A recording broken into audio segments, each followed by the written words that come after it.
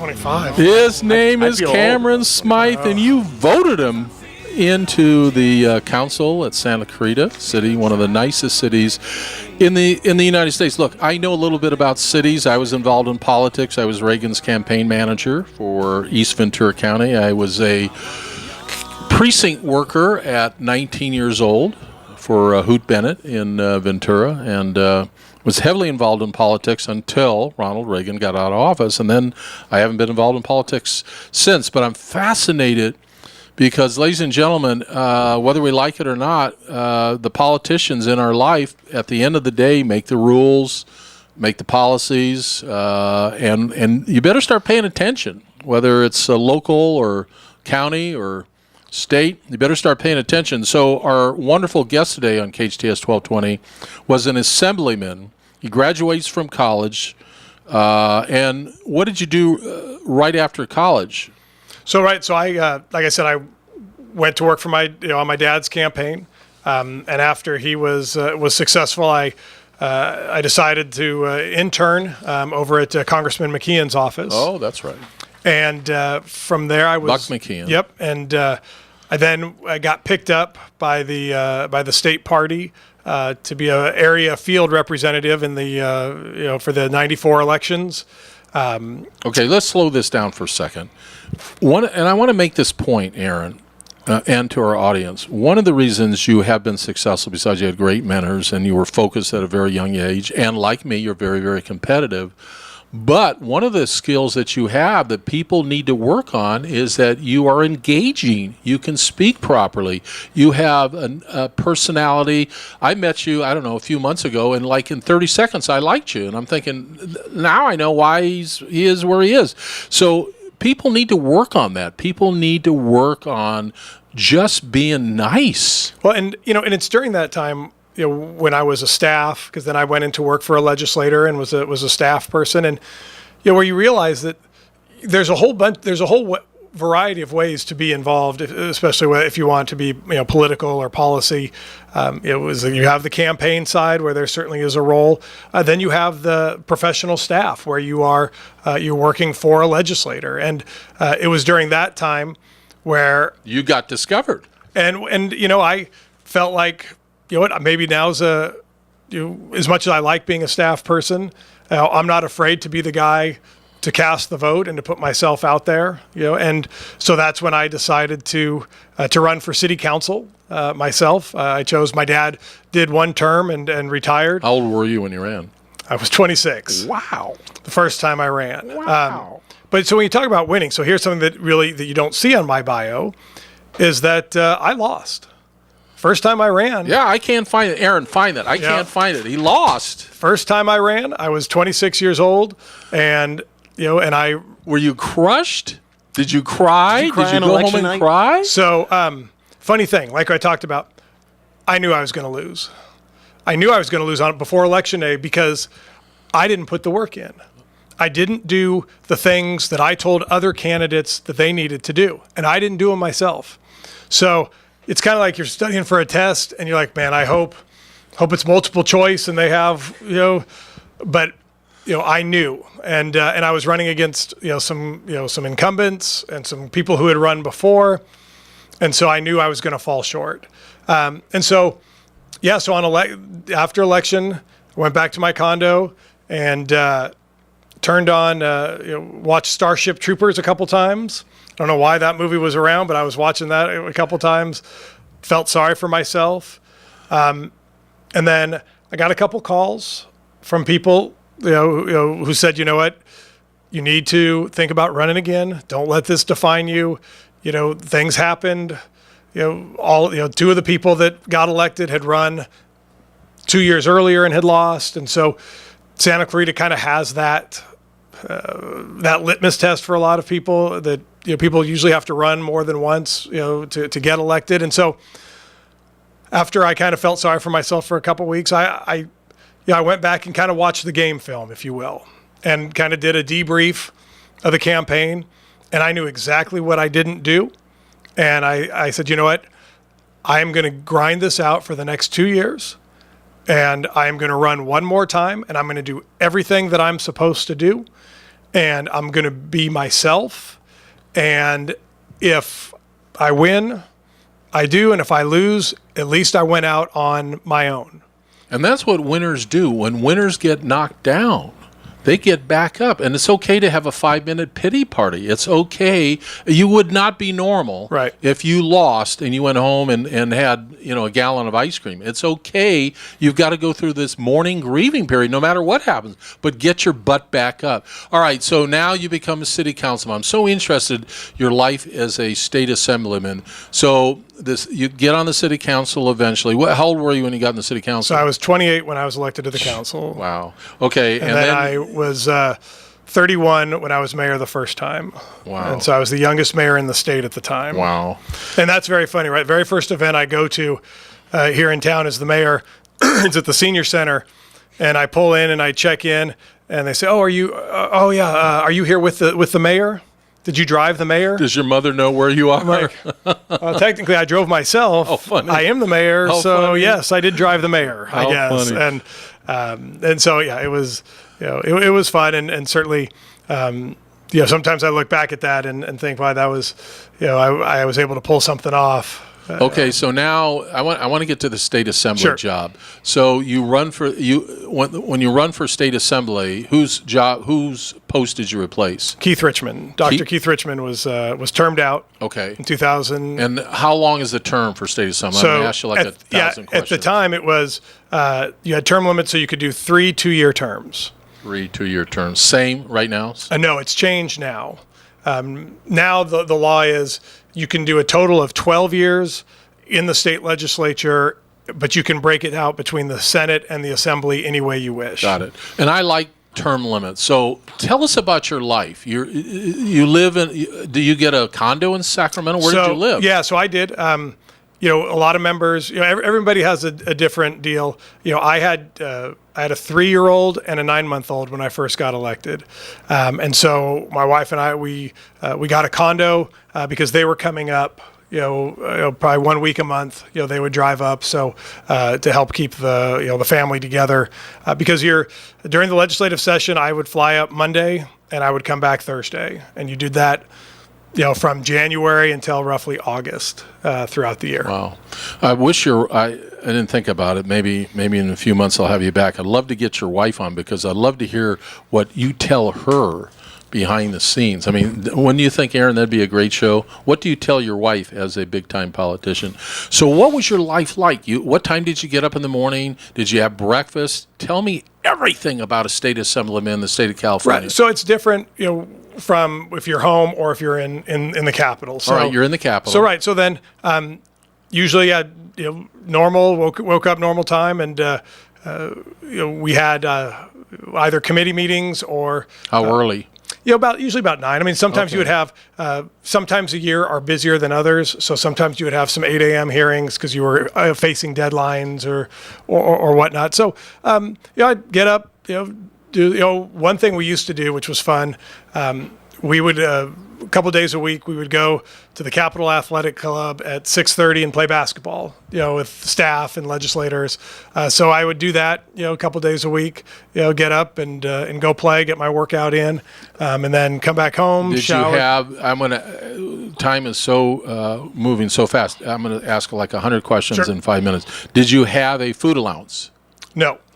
No food allowance? No, you get an overall per diem along with your How much legislative was that? salary.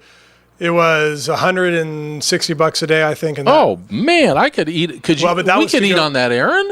I can eat for like 3 weeks. Yeah, on But that's a lot also of to pay bucks for and your Cheerios. housing too. Oh, it The paid per for your diem, housing, right, too. I mean, it's how you chose to use it, right? Yeah. I mean, and the only people that got per diem, you had to live more than, I think, 40 miles away from the Capitol. So if you could drive home, like the Sacramento legislators didn't get per diem because they could go home every night. But for Southern California members, you had your salary and then you would get your per diem that would cover all of your living expenses. Now during you the see that session. on TV. You see the little wooden desk. Yep. That's about. So where was your desk? So, first of all, a little history back? about those desks. No, I was second row, kind of to the side. The cool thing about those desks is those are the original legislative desks, and the clerk could give you a list of every person who sat at your desk for going back about 100 years. They had so I knew, like, Casper Weinberger sat at my desk when he was in the Famous. legislature, and Yeah. just so you could just see every every person that had that desk. And did you have to wear a suit every day? Yeah. So, well, on the floor, yes, there's a dress code to wear. On the floor of the legislature, men had to wear coats. If you're in committee, well, so for me, look, I always wore a suit, or a sport coat and tie, because, I mean, as tough as it got sometimes up there being a member of the minority party, like, I know this sounds kind of cliche, but like when you drove by and the state capitol was my office, like, I got to go work there every day. It's very emotional, and everybody that I served with, whether we agreed politically or not, shared that same emotion, because we all had to work hard to get there. And at the time, there were less than 3,000 people in the history of California that ever served in the legislature. And, you're sitting at a desk that was made in the 1800s for the original city, state legislature. I mean, it's hard to not A lot of history. take it very seriously. And I remember we had member training before, between being elected and before the first session started. We would go up for training, and they brought us all to the floor just to kind of work us through how the voting system, 'cause it's all electronic, so just how you figure it out. And they turned on the board, and the first time we all saw our names on the board, and it was emotional for all of us. I mean, I remember I called my dad, and you're sitting there saying, like, you can't believe what I'm looking at right now. And it's emotional, and people work hard. And, I think that's the one misnomer is, you battle a lot, but there still is, at least when I was there was still a lot of respect for one another.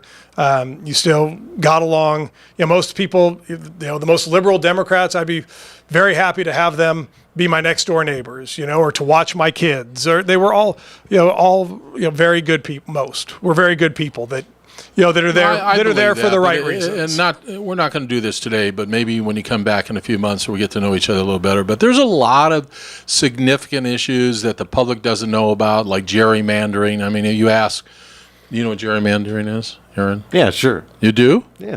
Stop it. I know gerrymandering. Oh my God, you're one of the brightest. Not gerrymander, not who he is. You're one of the brightest.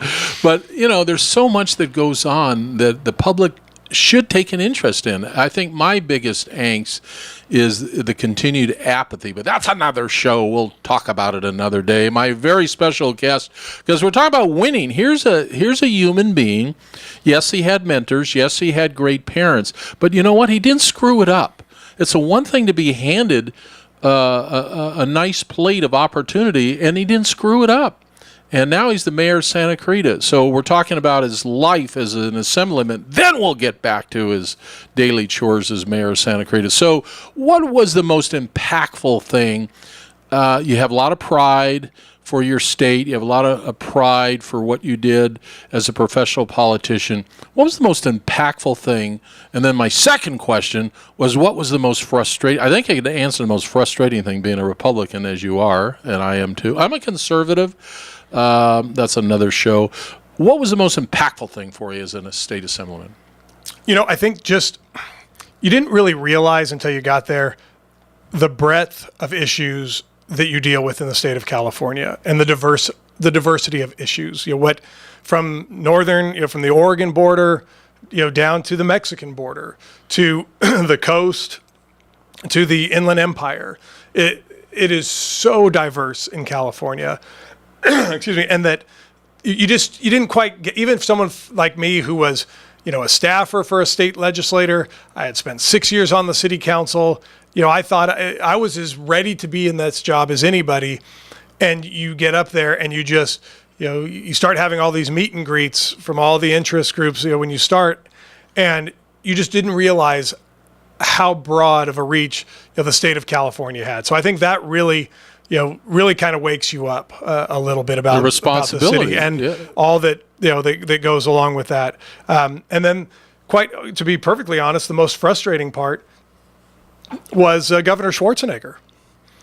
I can't comment. It was very. He was great in our district because during the time we had multiple fires, and so he was always out there, and I got to know him pretty well, during that. But he could have done so much more, I believed, in the legislature that he did not, and that was frustrating because you felt like you could have an ally in the governor's office, and he didn't always deliver. And we've had a lot of weak governors. I mean, I'm saving this for when we meet and greet again, but let's go back to the lobbyist. Was that challenging? I mean, did you get calls at 10 at night or 8 in the morning? We've got to see you, Cameron. We need your vote. Was this a constant issue? No, we got to remember, I was a Republican in California. So I didn't get too many of my votes were, but I will tell you, the last vote I cast, the very last vote I cast in my career in the legislature, was a 2/3 vote requirement. And to do that, they needed 2 Republican votes. And it was about 1 o'clock in the morning, and I got a call from Governor Brown, and he asked for my vote. And I thought, as a Republican here in the state of California, the fact that I have the governor of the other party. 1 in the morning. It was the last day of session. We were all on the floor, and I had the governor. The governor called myself and my seatmate from La Jolla and asked for our support. And I thought, you know what? I can't be any more relevant than right here. No better way for me to go out than with the governor asking for my vote. And, so my seatmate and I walked, we went back from the speaker's office and we walked to our desks, and everyone was waiting for us to go home. And he and I went and hit our green button, and that brought the legislature to an end. And it probably angered some people on my Republican side, but I still believe in the vote, and it was nice that the governor, Well, I'd run you for governor because you have the kind of personality that Reagan did, and that is you have true leadership, which means that you can bring people together, and that's what's lacking in our society today. We're going to come back, and we're going to talk about his life as mayor of Santa Clarita, the day in the life of the mayor. And then I'm going to, before we do that, my last question about the state assemblyman, so you're going to have to come back and listen to the answer. What did you take away after, how many years, 6 years? 6, yeah. After 6 years, what's the most interesting thing that you took away? Be right back on KHTS 1220, an award-winning radio station. Every Tuesday at 1 o'clock, the coach is here. I'll be right back. It's all right. We are blessed to have him as our mayor. And I don't know him that well, but here's what I know. He's a decent man. He's a family man. He cares about people. And, when you're decent, you have a tendency to listen, and he's a great listener. We talked about winning today, so having the mayor, Cameron Smyth, with me and talking about winning, and I could see why he's won. First of all, he was handed a pretty good deck of cards, but he didn't screw it up. A lot of us aren't handed much, and we can make much of our lives, as the mayor said earlier. One of the things that he said that I wrote down is do the work when nobody's listening. You've got to find a way to accomplish things on your own. Yes, sometimes help will show up. A lot of times it won't. But today with the internet, you can do your research. You can do your homework. There's so many ways to do scholarly acts, and you don't have to be a scholar. You will get noticed if you're smart. And you don't have to, look, I don't have a high IQ, but I do scholarly acts. I study. I discover. I want to know more. I'm a curious person. Mayor Cameron Smyth, I know you're a curious person, aren't you? Yeah, absolutely. So in the life of a mayor in the city of Santa Clarita, and I'm blessed to live here, to me, I feel safe. I got to tell you, I feel safe. I had you on my other show a couple weeks ago, and I still don't have an angst. I still don't have a complaint. Maybe the water, maybe we can improve the water out of the sink. I don't know. That's not your fault. But tell me about the life of a mayor. How many calls do you get a day? Do people want to meet with you? Yeah, so the biggest difference from the mayor versus the state legislature is the mayor's a part-time gig. So I have a regular 9 to 5 that I do every day, and then you do the service on top of that, and it's extra. So that's probably the biggest fundamental difference. But certainly, there are some days. Sometimes there'll be some issues create more response, more requests. Well, you have to do ribbon cuttings than others. I'm sure that you're going, oh God, here we go. That's certainly part of it. No, that's a good part. You have the city council meetings. Those are where you're getting the work done. But again, there's so much more to it than just being on every other Tuesday night, voting on policy. So it's every other Tuesday night. Now, I know you get an information packet. That's got to be like doing your homework at Davis. No, exactly. You get your agenda, a couple weeks. You get the Thursday before the agenda comes out, and a lot of the issues that are on the agenda we have discussed prior. We've had study sessions. So before anything comes to the council for a full vote, most of it, anything that's has some controversy or is heavy into policy, we've done a lot of work long before it's come before the council. Oh, I'm sure. What's your biggest issue right now facing the citizens of Santa Clarita? So, big picture issue is we just passed our budget, which, unlike my time in Sacramento, this budget was balanced and it's on time, and it reflects the priorities of. Who gets credit for that? The workers, the staff. I get credit for it. I take credit. No, of course.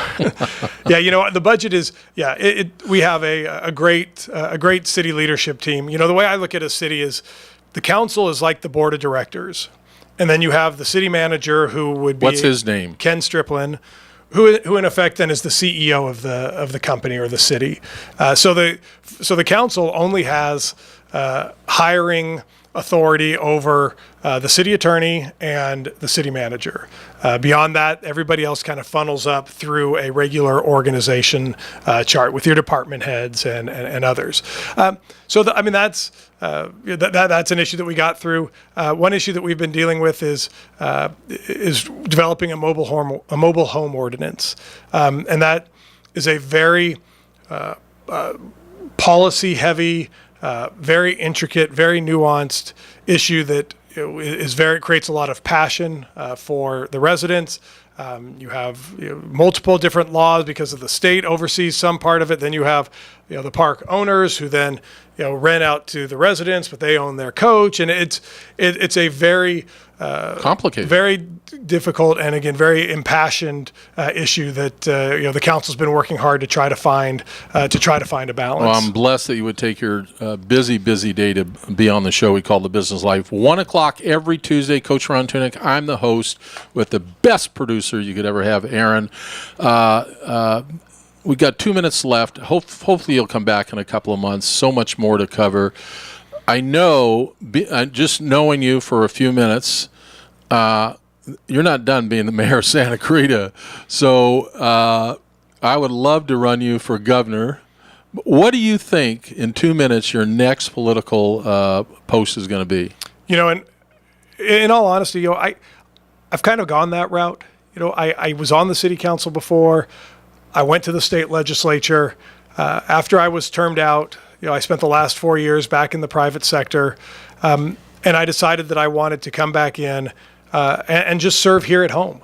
And so I feel very confident that I have no intention of doing anything beyond running for re-election. I know I intend to do that in 2020, and after those 2 terms, if I'm successful, then two of my 3 children are through high school, and then that creates some flexibility for my wife and I. But I loved my time in the legislature. I would never trade it, but it is a challenging life. It was put a strain. I'm very honest with that. I put a strain on my marriage.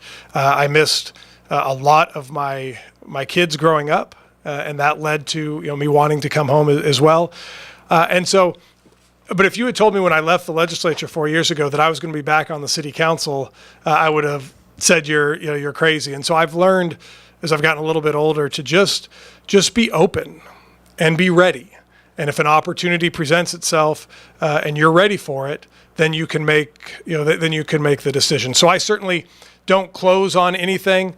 Any doors out. Always keep your doors open. But at this point, my intent, through my family and my regular, private sector life, is to look for re-election, in 4 years, and Well, then after that, we'll see. You're always welcome to come back anytime you want to come on or call in and say something. We got a big audience here at KHTS, award-winning KHTS 1220 AM. So honored to have the mayor. And we are blessed as a community to have this wonderful man to be our mayor and city councilman. Integrity is everything in life, and when you have a politician that actually cares about people and has integrity, Aaron, we're just lucky. All right, that's a cheap plug for my book that I'm writing right now called How to Get Lucky in Life. I'll talk about it next week. 1 o'clock, The Business of Life. Thank you for listening.